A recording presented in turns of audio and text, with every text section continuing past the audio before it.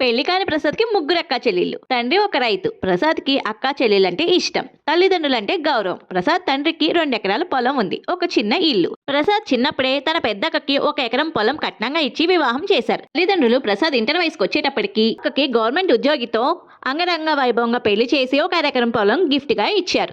తండ్రి రైతు కావడంతో అక్కలు వాళ్ళకి ఇచ్చిన పొలాన్ని తండ్రికి కౌలుకి చేసుకోమని చెప్పారు. ప్రసాద్ డిగ్రీ వరకు చదువు పూర్తి చేసి తండ్రికి సాయంగా పొలం పనులు చేస్తూ అటు ఉద్యోగ ప్రయత్నాలు చేస్తూ ఉండేవాడు. ప్రసాద్కి ఒక మరదలు ఉంది. బైపీసీ చదువుతుంది. మేనమామ కూతురు.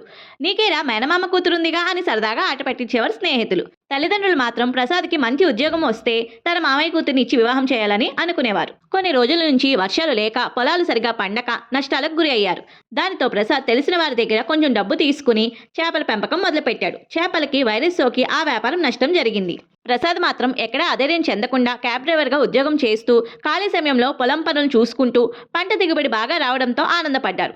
అప్పులన్నీ తీరిపోయాయి. ఈ సమయంలో చెల్లికి మంచి సంబంధం వచ్చింది. ప్రసాద్ వాళ్ళ తండ్రి వాళ్ళకున్న 1 ఎకరం పొలం కూడా చెల్లికి గిఫ్ట్ గా ఇచ్చి వివాహం చేశారు. ఇంతలో ప్రసాద్కి ఇల్లు మాత్రమే ఉండటంతో అటు ఉద్యోగం కూడా సరైనది కాకపోవడంతో తన మేనమామ ప్రసాద్ మరదలికి ఒక సాఫ్ట్వేర్ ఉద్యోగితో వివాహం చేశారు. మేనకోడలే తన ఇంటి కోడలు అవుతుందనుకున్న ప్రసాద్ తల్లిదండ్రులకి నిరాశ మిగిలింది. ఇటు కూతురు ఒకళ్ళ తర్వాత ఒకళ్ళకి పిల్లలు పుట్టడంతో వాళ్ళని చూసుకుంటూ రోజులు సంవత్సరాలు గడిచిపోతున్నాయి.